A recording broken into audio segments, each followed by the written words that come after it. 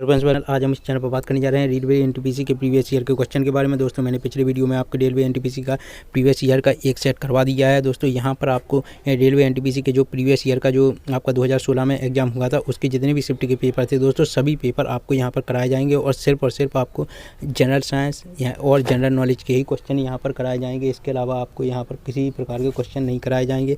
तो दोस्तों यह वही क्वेश्चन है जो आपके रेलवे एनटीपीसी के एग्जाम में 2016 में पूछे गए हैं। तो दोस्तों अलग अलग शिफ्ट के अलग अलग वीडियो में हम यहाँ पर आपको क्वेश्चन करवाएंगे। तो चलिए दोस्तों स्टार्ट करते हैं। अगर चैनल पर पहली बार हैं तो चैनल को सब्सक्राइब कर लें और वीडियो को लाइक कर लें। दोस्तों इन क्वेश्चन से आपका एक तो क्विक रिवीजन भी हो जाएगा, आपको यह भी पता चल जाएगा किस प्रकार के क्वेश्चन आपके रेलवे एनटीपीसी में पूछे जाएंगे। जब तक आपको क्वेश्चन का आइडिया नहीं होगा तब तक आपके जो एग्ज़ाम है दोस्तों वह क्रैक नहीं हो सकता है। इसलिए दोस्तों आप ज़्यादा से ज़्यादा अटैम्प्ट करें, क्योंकि दोस्तों आप फाइनल जोन में आप आ गए हैं। क्योंकि दोस्तों आपका एग्ज़ाम निकट आ गया है तो आपको ज़्यादा से ज़्यादा क्विक रिवीजन करना चाहिए, प्रैक्टिस सेट लगाने चाहिए और जो प्रीवियस ईयर के क्वेश्चन है दोस्तों वो करना चाहिए। इससे आपके ज़्यादा से ज़्यादा क्वेश्चन कवर होंगे।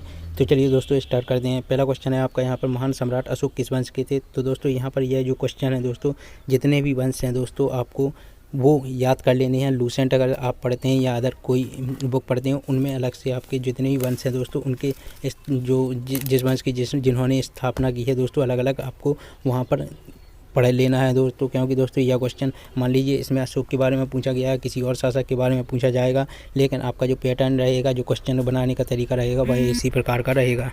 तो चलिए पहला क्वेश्चन हम यहाँ पर कर लेते हैं। पहला क्वेश्चन है आपका यहाँ पर महान सम्राट अशोक किस वंश के थे। तो दोस्तों यहाँ पर आपके ऑप्शन दिए गए हैं मौर्य वंश, मुगल वंश, गुप्त वंश, चोल वंश। तो दोस्तों यह महान सम्राट जो अशोक थे दोस्तों यह किस वंश के थे, यह मौर्य वंश के थे।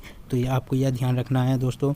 तो ये इस प्रकार के आपको क्वेश्चन पढ़ना है। गुप्त वंश का कौन है यहाँ पर हम नहीं बताएंगे क्योंकि ये बहुत ज़्यादा क्वेश्चन है, इसलिए आपको यह याद करना है। मुगल वंश का कौन है, गुप्त वंश का कौन है, चोल वंश का कौन है और ऐसे कई वंश हैं दोस्तों जो आपके एग्जाम के पॉइंट ऑफ व्यू से बहुत ही इंपॉर्टेंट है, तो वो आपको कर लेना है। तो यहाँ पर आपका अशोक जो थे वह किस वंश के थे दोस्तों, वह थे आपके मौर्य वंश के।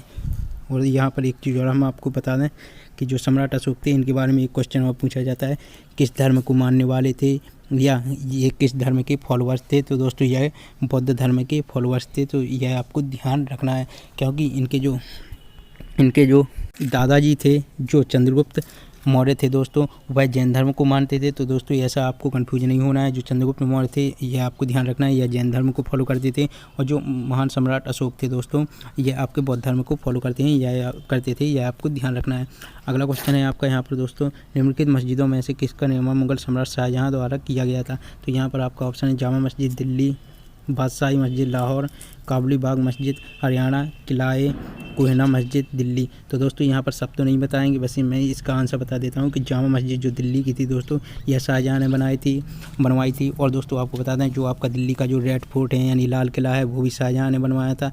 तो ऐसे कई सारे जैसे ताजमहल भी है वो भी शाहजहाँ ने बनवाया था। तो ये आपको ध्यान रखना है कि यह शाहजहाँ ने बनवाए थे, क्योंकि शाहजहाँ के कार्यकाल को या शाहजहाँ के शासनकाल को क्या कहा जाता है, स्थापत्य कला का स्वर्णकाल कहा जाता है। यह क्वेश्चन पूछा गया है कि स्थापत्य कला का स्वर्णकाल किसे कहा जाता है, किसके शासनकाल को कहा जाता है। तो वह है शाहजहाँ। और दोस्तों जो बादशाही मस्जिद है यह लाहौर में है, यह जो शाहजहाँ के सन थे या शाहजहाँ के पुत्र थे औरंगजेब उन्होंने बनवाई थी। तो यह आपको ध्यान रखना है। अगला क्वेश्चन है आपका यहाँ पर पशुओं की प्रजातियां ज़्यादातर किनके कारण लुप्तप्राय हो रही हैं। तो यहाँ पर आपके ऑप्शन है आवास विखंडन, अम्ल वर्षा, अत्यधिक शिकार, पानी की कमी। तो दोस्तों आपको बता दें यहाँ पर कि आपके अत्यधिक शिकार के कारण पशुओं की प्रजातियां ज़्यादातर क्या हो रही हैं, लुप्त हो रही हैं। यह आपको ध्यान रखना है। यह वो क्वेश्चन है जो आपके आए हैं एनटीपीसी में।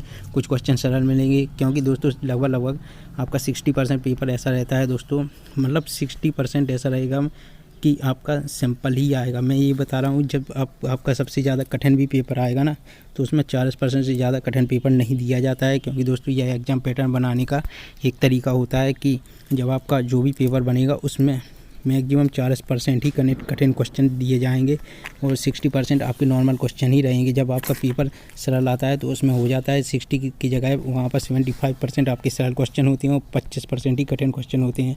तो दोस्तों आपको ज़्यादा प्रॉब्लम नहीं आएगी, क्योंकि दोस्तों आपको बता दें एग्ज़ाम का यह एक तरीका ही होता है। जो एग्जामर्स रहते हैं, जो आपके एग्ज़ाम सेट करते हैं जो लोग दोस्तों, वह ध्यान रखते हैं। इस कारण दोस्तों 60% आपका सिंपल ही पेपर रहता है। कितना ही कठिन पेपर क्यों ना हो, सिर्फ 40% मैक्सिमम आपका कठिन पेपर जा सकता है। तो चलिए दोस्तों स्टार्ट करते हैं अगला क्वेश्चन।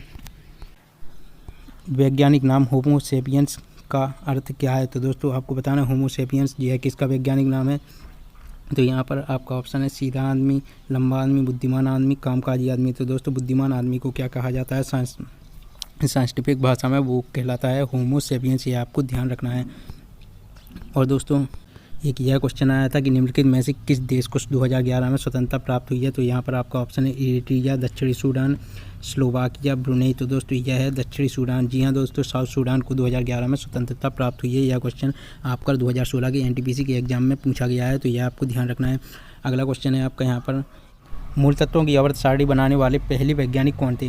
तो दोस्तों यहाँ पर आपका ऑप्शन है Henry Moseley, Robert Boyle, Mendeleev, John Newland. तो दोस्तों मेंडेलीव जो थे दोस्तों, इन्होंने मूल तत्वों की आवर्त सारणी सबसे पहले बनवाई थी।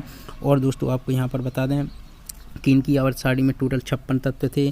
और आपको बता दें इनकी आवर्त सारणी का एक क्वेश्चन पूछा जाता है कि मेंडेलीव की आवर्त सारणी किस पर आधारित थी? तो दोस्तों वह थी परमाणु भार पर आधारित। जबकि जो आपके मोसले जी हैं दोस्तों, इन्होंने आधुनिक आवर्त सारणी दी जो हम अभी फॉलो करते हैं दोस्तों। तो आधुनिक आवर्त सारणी में दोस्तों या आधुनिक आवर्त सारणी किसने दी? तो वो है कौन? हेनरी मोसले। तो यह इसमें आपको कंफ्यूज नहीं होना है। अगर मेंडेलीव की पूछी जाएगी तो दोस्तों आपकी डायरेक्ट आएगी कि मेंडेलीव की आवर्त सारणी, या आपके यहाँ पर ऐसा पूछा जा सकता है कि परमाणु भार पर किसकी आवर्त सारणी आधारित है?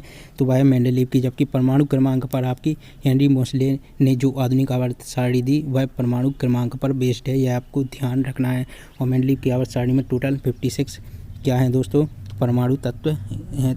जो मेंडेलीव की आवर्त सारणी है उसमें टोटल 56 तत्व ही यानी एलिमेंट ही रखे गए हैं। यह आपको ध्यान रखना है। रामखेलिया किस राज्य का एक लोक नृत्य है? तो दोस्तों यहाँ पर ऑप्शन है हरियाणा, केरल, बिहार, मध्य प्रदेश। तो दोस्तों यह भी क्वेश्चन आपका आया है। तो दोस्तों आपको बता दें रामखेलिया जो नृत्य है दोस्तों, लोक नृत्य है, वह कहाँ का है? वह बिहार का है। यह भी आपको ध्यान रखना है। तो आपको इससे यह भी आइडिया लग रहा है कि आपके लोक नृत्य भी पूछे जा सकते हैं, इसलिए आपको लोक नृत्य जो इंपॉर्टेंट लोक नृत्य हैं वो आपको रिवाइज कर लेना है। अगला क्वेश्चन है आपका यहाँ पर निम्नलिखित में से किस जर्मन वैज्ञानिक ने एक्स किरणों की खोज की? तो दोस्तों कौन से जर्मनी के वैज्ञानिक थे जिन्होंने एक्स किरणों की खोज की थी? यहाँ पर आपका ऑप्शन दिया गया है Wilhelm Roentgen, Philip Lenard, Marie Curie, William Crookes. तो दोस्तों इसका राइट आंसर है आपका क्या? विल्हेल्म रोएंटगेन। जी हाँ दोस्तों, रोएंटगेन जी ने क्या किया था दोस्तों? एक्स किरणों की खोज की थी। कब की थी? यह इन्होंने की थी 1895 ईस्वी में। यह आपको ध्यान रखना है। 1901 में इनको क्या मिला? इसके लिए क्या मिला? नोबेल प्राइज़ मिला है। यह आपको ध्यान रखना है। अगला क्वेश्चन है आपका यहाँ पर निम्नलिखित में से जो भिन्न को आपको इसमें से चुनना है। तो दोस्तों यहाँ पर आपका यह क्वेश्चन मैंने इसलिए, यह आपका रीजनिंग का क्वेश्चन है, लेकिन यहाँ पर आपको बता दें यह आपका जीके से भी रिलेट करता है, इसलिए मैं यहाँ पर लाया हुआ हूँ। तो दोस्तों यहाँ पर आपका ऑप्शन दिया गया था कि सिरेस, मार्स, नेपच्यून और सैटर्न। तो दोस्तों आपको बता दें मार्स, नेपच्यून और सैटर्न ये क्या है दोस्तों? ये ग्रह हैं। और जो आपके यानी प्लानेट हैं, और जो लुब्धक हैं यानी सिरेस है, यह एक तारा है दोस्तों। तो यह आपको ध्यान रखना है। इनमें से भिन्न आपका कौन सा होगा? लुब्धक यानी सिरेस होगा, क्योंकि यह एक तारा है, बाकी सब आपके ग्रह हैं।